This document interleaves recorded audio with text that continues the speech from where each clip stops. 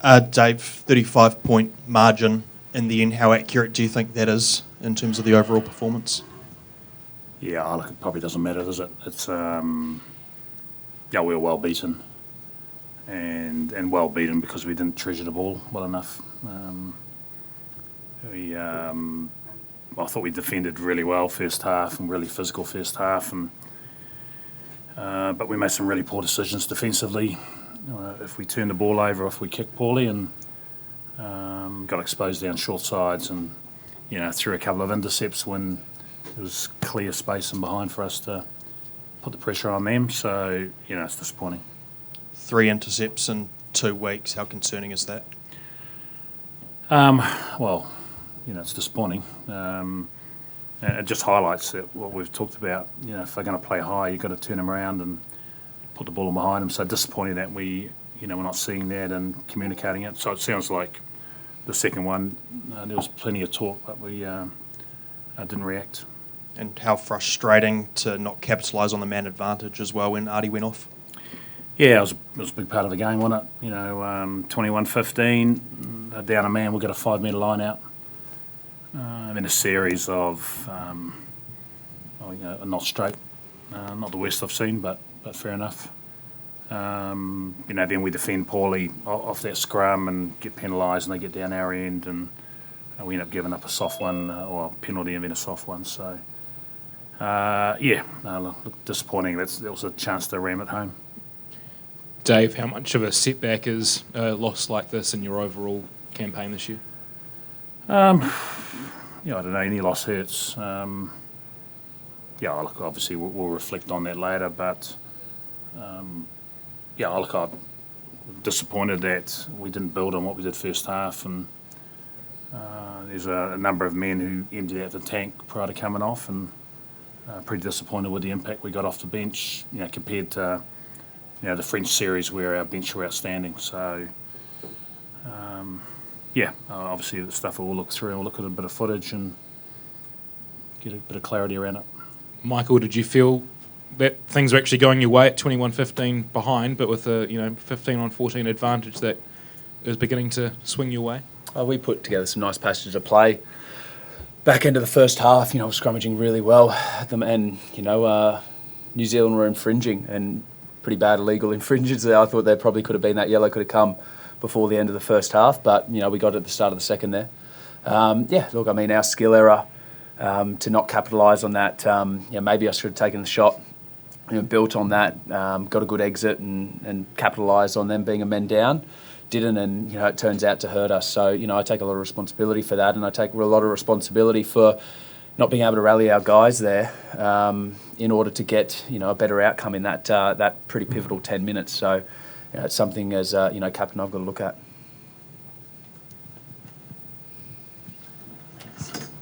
Dave, what did you like first half? The physicality that you promised really came. Anything else? Yeah, look, I thought that was important. What we're able to do is to generate a really quick ball, get him behind the All Blacks. Tate McDermott found a lot of space. So that's what we talked about. If we can,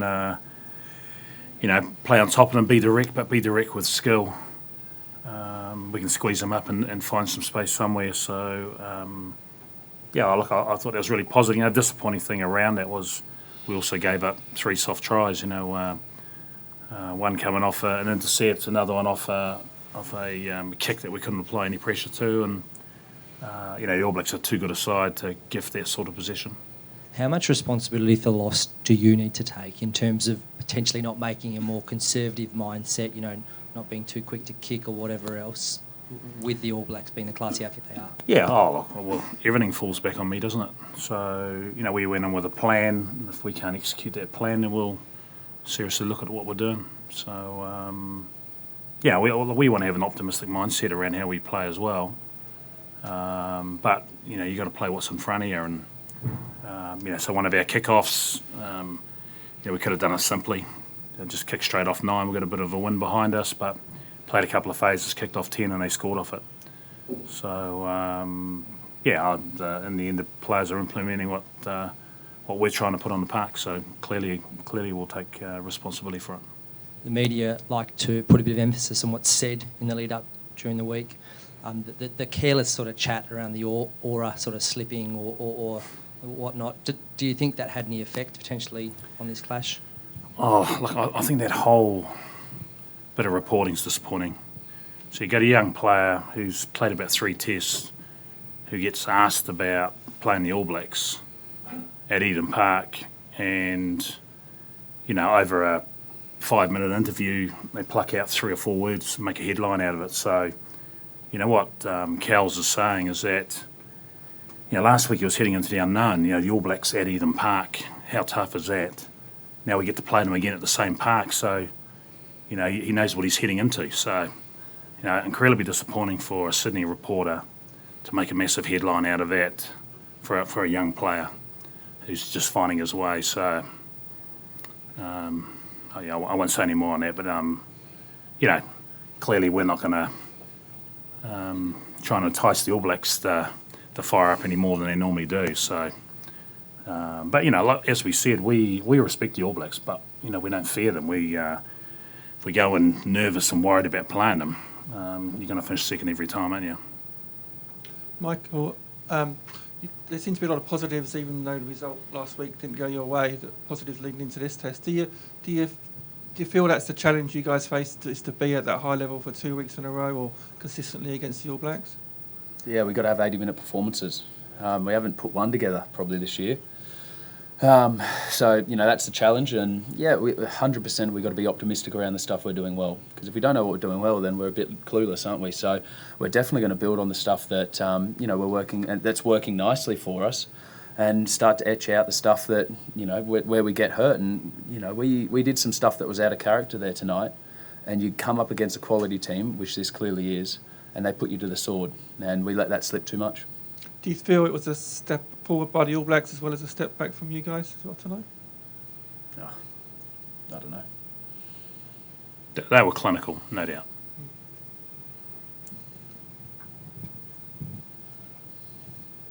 Michael, loose forward battle tonight. How did that feel on the field? It seemed like you guys actually had a bit of ascendancy at some phases. Oh, look, I'll have to go back and look at the tape, hey. Yeah, pretty in the moment on the field. Yeah, we had some good patches, definitely. We want to get stuck in and rip and tear there, but, you know, whatever back row New Zealand puts out is going to be of high class. You know, they could put 3 different ones together and it's still going to be pretty imposing. So we're up for the challenge. Really excited about, you know, what we could try and do there and achieve on the field as a back row. So there's some nice parts, and we'll review that. And like I said, be optimistic around some of the stuff that was going well. But, you know, as a back row, we want to keep levelling up whoever's in 6, 7 or 8. Dave, just, you know, you obviously talked about the things that were a bit disappointing, but what were some of the positives you guys could take out of that match? Yeah, I mean, like I say, we found a lot of space in and around them. Yeah, look, there was a lot of nice footy from an attack perspective, but just not for long enough. You know, we'd find space in behind them, and we'd throw a couple of smart offloads, but then either turn it over or throw an intercept. So, you know, you've got to be able to put the foot on the throat longer at this level. And we've got a young side who's learning and learning quickly. And is it I mean, you know, obviously you play the All Blacks 3 times in a row to almost start the season. Is that a positive for you guys that you get to build into those games and sort of learn how they play, you know, again each year? Or is that sort of a tough one for you guys going against obviously quite a good team? Oh, look, we want as much tough footy as we can, so it was great to have a series against France.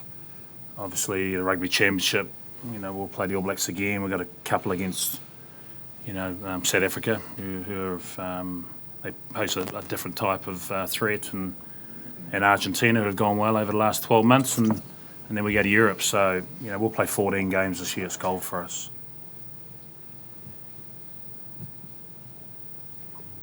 Dave, you've been on the road. Pandaram here. Obviously, you want to win, but what do you want to see in that third test in Perth? What are the outcomes you want?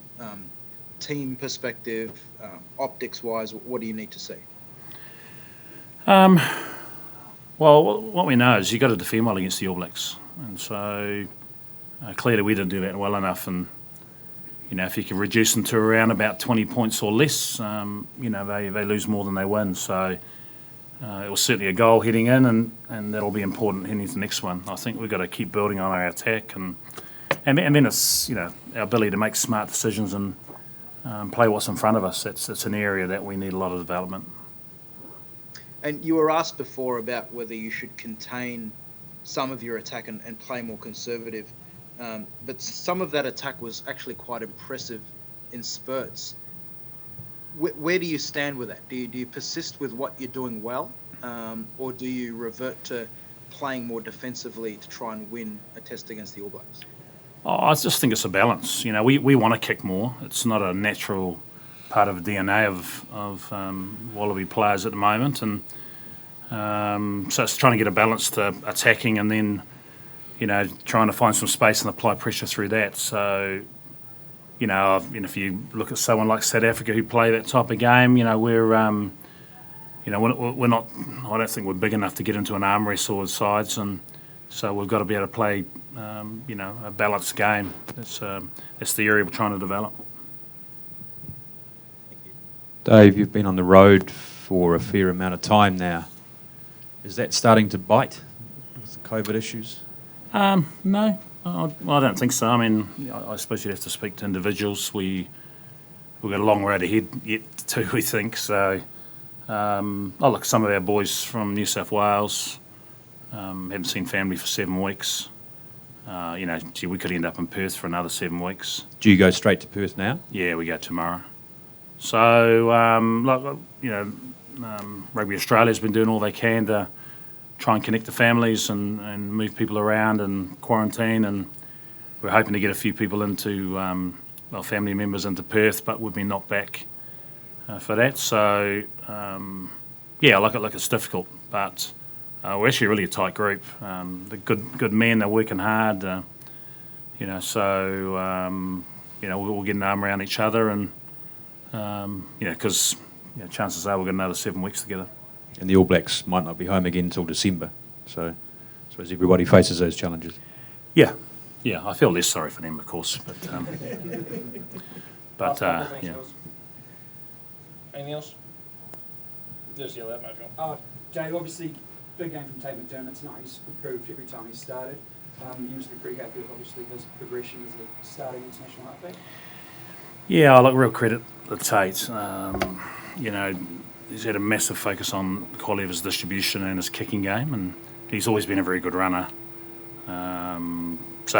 He's developing nicely, and he's a real handful. And if you've got a 9 that's a genuine threat, it's hard to bring line speed around those rucks, and so his ability to create space for himself and others is a real strength, and he had a big game tonight.